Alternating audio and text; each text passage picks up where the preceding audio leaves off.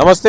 రీసెంట్గా ఇటు graduates MLC కావచ్చు, టీచర్స్ ఎమ్మెల్యే ఎలక్షన్లో ప్రధానంగా చూసుకుంటే బీజేపీ పార్టీకి సంబంధించిన ఇద్దరు అభ్యర్థులు, బీజేపీ బలపరిచిన ఇద్దరు అభ్యర్థులు గెలిచారు. సో ఈ నేపథ్యంలో మా నిరుద్యోగులకు ఏదైతే అన్నారు, బీజేపీ నిరుద్యోగుల పక్షాన ఉంటా అని చెప్పేసి గతంలో ఏదైతే ఎన్నికల ప్రచారంలో చెప్పారో, సో అదే విధంగా మాకు నిరుద్యోగులకి సపోర్ట్గా ఉండాలి అని చెప్పి బీజేపీ నాయకులను కోరుతా ఉన్నారు. సో మాట్లాడడం దీనిపైన మనతో పాటు మాట్లాడి నిరుద్యోగ జేఏసీ సో జనార్దన్ గారు ఉన్నారు. అన్న నమస్తేనా. నమస్తే అన్న. సో చెప్పండి అన్న, ఏంది అసలు బీజేపీ పార్టీని అంటే మొన్నటి వరకు మీరు నిరుద్యోగులంతా ఎవరికి సపోర్ట్ చేసిరన్న? నిరుద్యోగులం అనేటటువంటి వాళ్ళం ఒకటి కాంగ్రెస్ ఓడిపోవాలని పనిచేసింది. ఎందుకన్నా? కాంగ్రెస్ ఓడిపోవడం మా లక్ష్యం. ఎందుకంటే నమ్మించి మోసం చేసింది. ఆ నమ్మించి మోసం చేసింది కాబట్టి ఇప్పుడు మాకు దరిదాపుల్లో కూడా కాంగ్రెస్ వల్ల న్యాయం జరుగుతుంది అనేటటువంటిది లేదు. లేనప్పుడు ఖచ్చితంగా ఇంకొక ఆల్టర్నేటివ్ అనేది అవసరం. ఇప్పుడు మొన్నటి వరకు మాకు 2 లక్షలని 15,000 ఇచ్చి 50,000 అని చెప్పుర్రు, 1,00,000 అని చెప్పుర్రు, ఇవన్నీ చెప్పుకున్నారు. ఇప్పుడు బడ్జెట్లో నిరుద్యోగ భృతి అంశం అనేది పెట్టాలి కదా, అది పెట్టాలి. దాని గురించి చూస్తుండదు. నెక్స్ట్ పోతే ప్రైవేట్ సెక్టర్ రిజర్వేషన్ అది లేదు. మరి నువ్వు అన్నట్టు 15,000 ఉద్యోగాలు ఇచ్చినావు, అవి 50,000 అనుకో, 2 లక్షలు అనుకో, నువ్వు అన్నట్టు 2 లక్షలే. మరి నువ్వు చెప్పినట్టు 30 లక్షల మంది నిరుద్యోగులు ఉన్నారు కదా, 30లో 2 పోతే 28 లక్షల మంది పరిస్థితి ఏంది? మరి వాళ్ళకు ఖచ్చితంగా మేము ఏం చేస్తామన్నా, ప్రైవేట్ సెక్టార్లో రిజర్వేషన్ ఇస్తాం, ఉపాధి కల్పిస్తాం, వడ్డీ లేని రుణాలు ఇస్తాం, వ్యాపారాలు పెట్టిస్తాం అన్నీ చెప్పారు కదా. మరి నిరుద్యోగులకు ఎందుకు చేయదు ఈ కాంగ్రెస్? కాబట్టి వీటన్నిటిని దృష్టిలో పెట్టుకొని బీజేపీ అనేటటువంటి నిరుద్యోగులు వ్యతిరేకంగా ఉన్నారు. కాంగ్రెస్ను ఓడగొట్టాలన్నారు. ఇప్పుడు బీజేపీ గెలిచింది. బీజేపీ ఇప్పుడు ఏం చేయాలి? అంజిరెడ్డి గారికి మేము స్వాగతం పలుకుతున్నాం, శుభాకాంక్షలు తెలియజేసుకున్నాం. గెలవడం మంచిదే, మీరు మమ్మల్ని కాపాడుకోండి, మా కష్టాలని చూడండి, మా కన్నీళ్ళను తూడవండి. ఎంతసేపటి కమలం మా కమలం వికసించాలని చూసుకోరి. కానీ అదే వికసించాలనుకున్నప్పుడు మా నగిలిపోయే జీవితాల వైపు కూడా మీరు చూడండి. ఇప్పుడు ఎన్నికల ప్రచారంలో టైంలో వెళ్ళి కలవడం కావచ్చు, వాళ్ళని ఏమైనా కలవడం కావచ్చు, అది చేసి చెప్పినాం.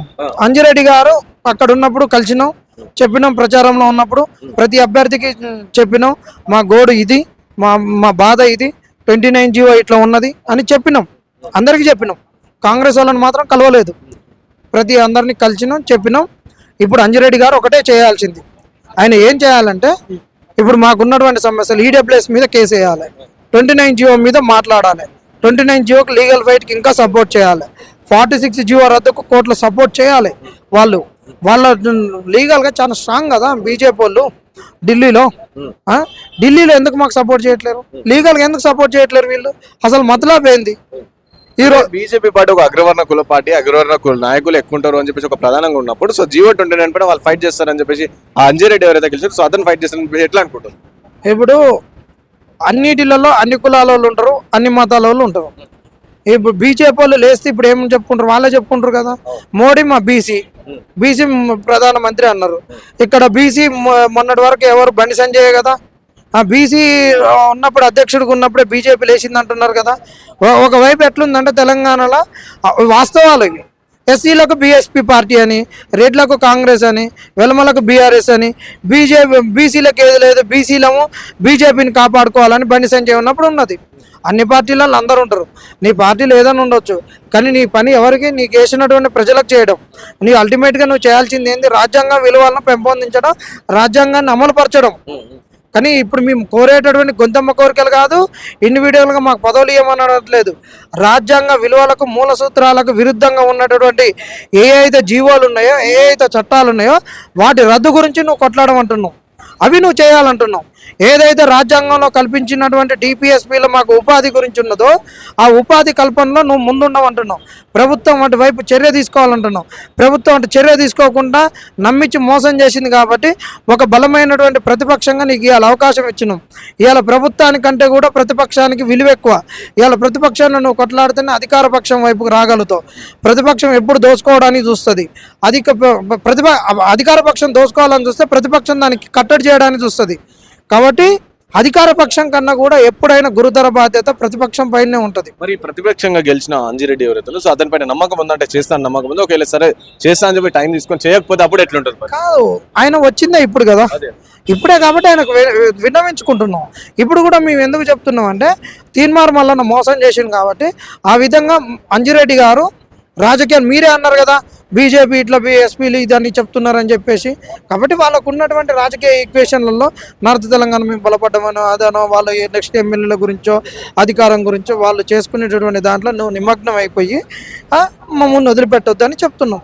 ఇప్పుడే వస్తున్నావు కాబట్టి ముందస్తుగానే నీకు చెప్తున్నాము, ముందస్తుగానే మా గోడుని చెప్పుకుంటున్నాం కాబట్టి నువ్వు కూడా తీన్మార్ మల్లన్న లెక్క మోసం చేయొద్దని చెప్తున్నావు.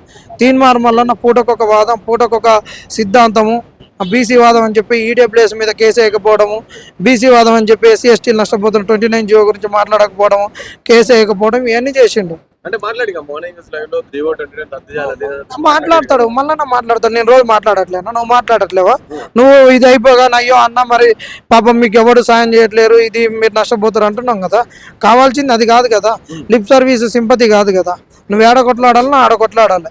దాన్ని రద్దు అయ్యేటట్టు నువ్వు అసెంబ్లీలో మాట్లాడాలి, అసెంబ్లీలో ధర్నా కూర్చోవాలి, లీగల్గా నువ్వు కొట్లాడాలి, లీగల్గా నువ్వు కేసు వేయాలి, కేసు గురించి కొట్లాడాలి. ఏది లేకుండా ఊరికే మాట్లాడితే నాకు వచ్చిన డేటా ఫ్రీ ఉన్నది, నాకు యూట్యూబ్ ఛానల్ ఉంది మాట్లాడతాను, నువ్వు మాట్లాడితే వ్యూస్ వస్తే నీకే డబ్బులు వస్తున్నాయి. మాకేం రావట్లేవు కదా. తీన్మార్ మల్లన్న మాట్లాడితే డబ్బులు వస్తాయి ఆయనకు యూట్యూబ్ ఛానల్ ద్వారా. కానీ నిరుద్యోగుల సమస్యలు తీరవు, బీసీ వాదం బలపడదు, బీసీ వాదానికి న్యాయ పైసీయడు. ఈ తెలంగాణ సమస్య చెప్తారు కదా నా వెనకాల మొత్తం కంప్లీట్ గా బీసీ నాయకులు ఉన్నారు. అందుకని నేను లేడీ అంటే ఒక కాంగ్రెస్ పార్టీ సస్పెన్షన్ కూడా చేసిన తర్వాత నా ప్రెస్ మీట్ లో కూడా చెప్తాను, ఆయన కంప్లీట్ బీసీ నాయకులు, బీసీ ఇంటెలెక్చువల్, బీసీ మేధాలు, బీసీ విద్యార్థులు ఉన్నారు. మరి బీసీ విద్యార్థులు అంటే పక్కన పెట్టేసి అన్న, తీన్మార్ మల్లన్న టీం 7200 ఉంది కదా, ఏ టీం వాడు వచ్చి బయట కొట్లాడిండు? ఎవడొచ్చి కాంగ్రెస్ ఆఫీస్ ముట్టడి చేసిండు? ఏబీసీ వాడు వచ్చి కాంగ్రెస్ ఆఫీసును బద్దలు కొట్టిండు? ఎవడొచ్చి ప్రెస్ మీట్లు పెట్టిండు? ఎక్కడ రోడ్లు రాస్తా రోడ్లైనాయి? ఏదైంది చెప్పరి? తీన్మార్ మల్లన్న టీం అనేటట్టు పేపర్ మీద ఉంటది, వాళ్ళు ఒకటి ఉండదు దాసరపమే. ఒకరోజు బీఆర్ఎస్ పోతాడు, ఒకరోజు టీం అంటాడు, ఒకరోజు కాంగ్రెస్ పోతాడు, ఇంకో రోజు తీన్మార్ మల్లన్న టీం అంటాడు, ఇంకో రోజు 7200 అంటాడు. ఎవడున్నాడు నీ టీంలో? నీ టీంలో ఉన్నటువంటి అన్ని చెప్పు, ఎవడున్నాడు నీ రిపోర్టర్లు? మల్లన్నకు ఉన్నటువంటి కులపిచ్చి ఇంకొకరికి ఉన్నది తెలుసా? అసలు చక్కగా మాట్లాడితే వీళ్ళు మేము ఉత్తర తెలంగాణ మన తిరిగినంగా ఎన్నికల కాంగ్రెస్ను ఒడగొట్టాలని అక్కడ వాళ్ళందరూ పటేల్ అనిపించుకుంటారు. వాళ్లకు మిగతా బీసీ కులాల లెక్క, యాదవుల లెక్క, గొల్ల కుర్మల లెక్క, గౌడ్స్ లెక్క, అన్నదమ్ముళ్ళు అనిపించుకునేటువంటి కుమ్మర్ల లెక్క, సాకల లెక్క, మంగళ లెక్క, కింది కులాలతోటి అన్నదమ్ముల బంధుత్వంతో పిలిపించుకునే ఆయన ఉండవు. పటేల్ అమ్మ వీళ్ళంతే. ఆయన బిడ్డ పేరు కూడా పటేల్ అని పెట్టుకున్నాడుగా, మళ్ళా పటేల్ కదా. వీళ్ళకు కింది కులాలతోటి ఉండేది ఉండదు. వాళ్ళు ఎప్పుడు వచ్చారు బీసీలకి, ఎప్పుడు కలిసిపోయారు వాళ్ళు? అంతకన్నా ముందు ఇలా ఏంది? నీకు సామాజికంగా ఊళ్ళు ఉన్నప్పుడే పటేల్ అనిపించుకొని అందరితోటి దొర అనిపించుకొని సామాజిక హోదా పొందుతావు. రాజకీయం కాడికి వచ్చేటటువంటి అప్పటికే బీసీ అంటావు. నువ్వు ఫస్ట్ నీ కులంలో ఉన్నటువంటి దాన్ని తీసే. నువ్వు సగమేమో అగ్రవర్ణాల దాన్ని మోసుకుంటావు, నీ బుద్ధి మొత్తం అగ్రకులాల బుద్ధి. నీ రాజ్యాధికారికి వచ్చేసరికేనేమో మేము 300 కాపులం బీసీలమా? ఇది తప్పు. అసలు తీన్మార్ మల్లయ్య అనేటటువంటి కులమే బీసీ వాదానికి వీళ్ళ నాయకత్వానికి పనికిరారు. బీసీ వాదానికి నాయకత్వానికి రావాలంటే ఒక గౌడో, ఒక యాదవో, లేదంటే ఇంకా మోస్ట్ బ్యాక్వర్డ్గా ఉన్నటువంటి కుమ్మరోళ్ళు, అలాంటి వాళ్ళు రావాలి. చాలా మంది ఉన్నారు బీసీలలో, ఒక గంగెట్లోళ్ళు ఉన్నారు. అలాంటి వాళ్ళు ఎందుకు రాకూడదు? మరి ఇంత నువ్వన్నీ మాట్లాడుతూ ఆ కింది కులాల గురించి నీ పక్కన ఎవడున్నాడు? ఎప్పుడు లేస్తే వాళ్ళే కదా. ఆయన మల్లయ్య ఎవడు నమ్మడన్నా? మల్లయ్య అనేటోడు ఒక బ్రోకరు, ఒక దళాలు. ఆయన గురించి ఎంత తక్కువ మాట్లాడుకుంటే అంత మంచిది. ఆయన అంటాడు నా గురించి మాట్లాడితే యూట్యూబ్లో వ్యూస్ వస్తాయి, అది వస్తాయి అనుకున్నాను. అసలు నీ గురించి మాట్లాడు కాదు, నువ్వు అందరి గురించి మాట్లాడుకొని నువ్వు చిల్లర ఎదుర్కొంటున్నావు యూట్యూబ్ ఛానళ్ళ ద్వారా. సో ఫైనల్ గా చెప్పండి, ఇప్పుడు మీరు ఎవరైతే గెలిచారో పట్టభద్రులు బీజేపీ అంజన్ రెడ్డి ఎవరైతే గెలిచారో, సో అతనికి ఎప్పుడు కలవబోతారు? మీరు కలిసి మీ గోడు కావచ్చు, మీ విన్నపం కావచ్చు, రిప్రజెంటేషన్ ఏమైనా ఇవ్వబోతున్నారు? ఖచ్చితంగా కలుస్తాం, ఆయన దగ్గరికి వెళ్తాం. ఇప్పటికే ఎందుకు మీరు మంచి ప్రశ్న అడిగారు. పార్టీ వాళ్ళు కలుస్తారు. ఆయన పార్టీ మీద గెలిచండి, ఇండిపెండెంట్ కాదు కదా. వాళ్ళ పార్టీ వాళ్ళు అందరూ వస్తారు, సన్మానాలు అన్నీ ఉంటాయి కదా. మేము పోతే మీ ఏదో షాల్ వేసి బొకే ఇచ్చి వచ్చుడు కాదు.